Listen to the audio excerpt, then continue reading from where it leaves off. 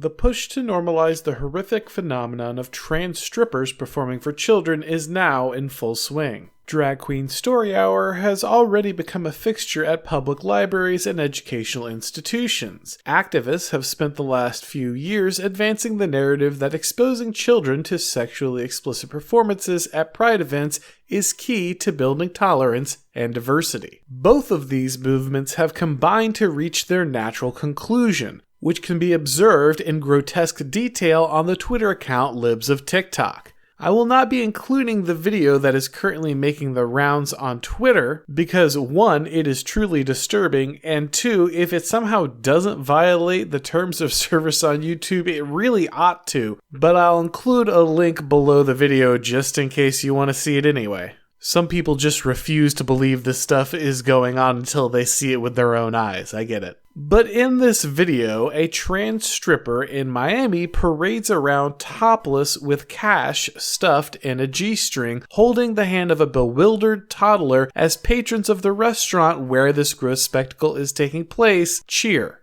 This is not some isolated incident taken out of context. You can find hours of similar footage from pride parades and drag shows in just the last month. Many of these events were specifically advertised as kid-friendly or family-friendly. That means the organizers actively wanted children to be there and witness these events.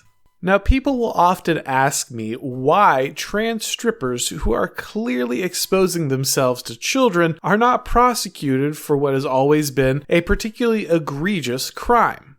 The answer is very simple. The perpetrators are involved in a state-sanctioned religious ritual that law enforcement knows to steer clear of. In America, we like to think of ourselves as a nation of laws. There are no kings, no masters. Everyone, even those who enforce the law, are subject to the law. This is what makes us equal. But of course, laws are not magic. They're cultural artifacts that must be interpreted and enforced by flesh and blood humans. At best, laws are a formalization of moral codes that reflect the organic values of the people who write them.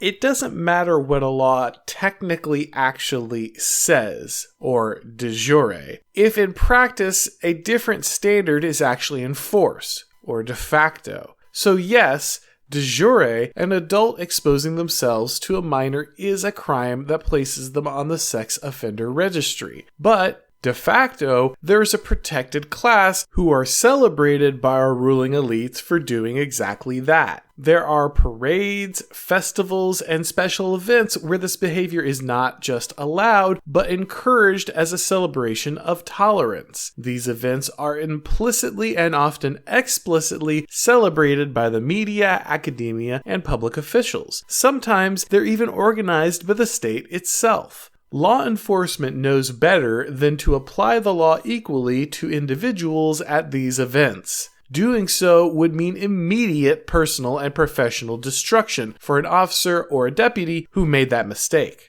Pride parades and drag shows are not the only events where we can observe this phenomenon. During the pandemic lockdown, the government arrested people who attempted to hold church services or sing hymns outside while practicing social distancing as a form of protest. When BLM decided to respond to the death of a black man in police custody by rioting and looting, however, they were more or less given free rein in many American cities across the country. During the protests on January 6, 2021 in Washington, D.C., many disgruntled voters decided that they would enter the Capitol to demonstrate. They quickly learned that because their activism did not have the blessing of the media and the state, the new rules for protesting did not apply to them. The protesters paid a heavy price for not understanding that the sanction of elites confers this new right to a group, not the letter of the law. Post hoc rationalizations also come fast and thick after such ostentatious displays.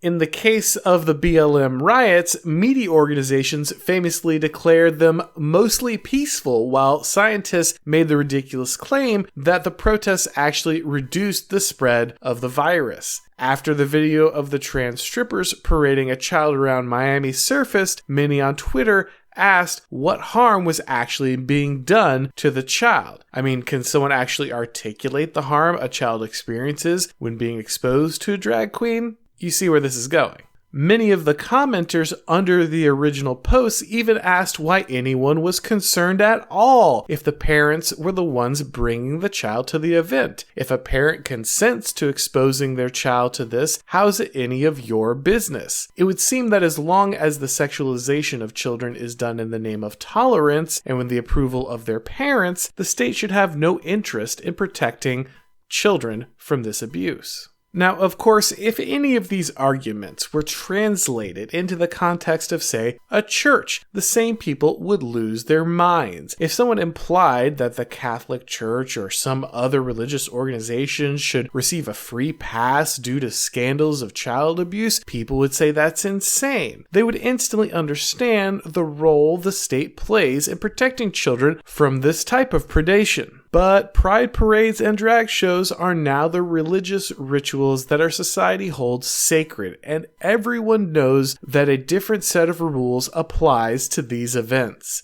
Any attempt to limit their gratuitous excesses, even if they're being visited on young children, will instantly brand you as a bigot. Anyone attempting to hold these groups to the same standard of law as the rest of the population will be destroyed on a personal and professional level. That is why law enforcement turns a blind eye and the media disappears these stories as soon as they happen. Even theoretically conservative or right-wing outlets like Fox News barely mention these stories if they get mentioned at all. These reporters, these law enforcement agencies, these politicians, they understand where power lies, and they have no interest in being ruined by attempting to apply the law equally. If a civilization does not believe to its very core that the sexualization of children is wrong in a very deep and non-negotiable sense, then no one is willing to stick their neck out to enforce the law as written. They will comply with power before any principle, and that is how you know when you are truly lost. Thanks for watching, guys. If you enjoyed this video, please go ahead and click like. If you haven't subscribed yet, now is a great time to do so. This piece originally appeared on my Substack, The Total State. If you would like to read these as soon as they come out, go ahead and follow the link below so you can subscribe there as well. If you would like to support my work on Subscribestar, like these absolutely amazing people do, whose names you're reading on the screen right now, you can follow the link below in the description. That's also where you'll find links to things like my Twitter, my Gab, my Odyssey, and Rumble channels, the merch store, all those different ways to follow what I'm doing and support if you'd like. Thanks for watching, guys, and as always, I'll talk to you next time.